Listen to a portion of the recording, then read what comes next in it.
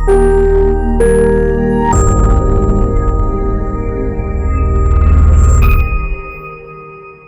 Cancer అంటే ఏంటి?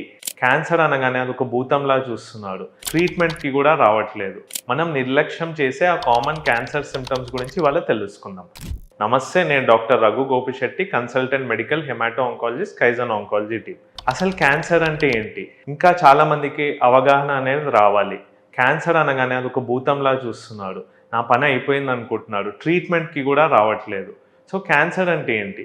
మన బాడీలో లక్షల కోట్ల కణాలు ఉంటాయి. ఈ కణాల పెరుగుదలకి ఒక చెక్ పాయింట్ ఉంటుంది.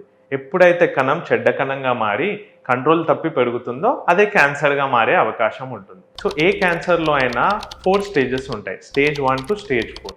సో స్టేజ్ 1, 2, 3 వరకు కూడా మనము సర్జరీ, రేడియేషన్ లేదా కీమోథెరపీ, ఇమ్యునోథెరపీ ద్వారా నయం చేసే అవకాశాలు ఉంటాయి. స్టేజ్ 4లో మాత్రం పూర్తిగా నయం చేయడానికి రాదు.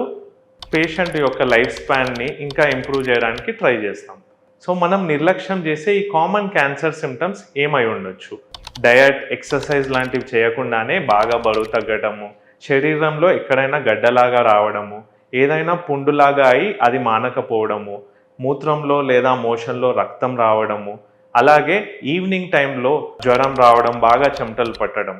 సో ఇలాంటి లక్షణాలు ఉంటే ఖచ్చితంగా క్యాన్సర్ ఉన్నట్టు కాదు. కాకపోతే వీటిని నెగ్లెక్ట్ చేయకుండా దగ్గరలో ఉన్న డాక్టర్ని సంప్రదించండి.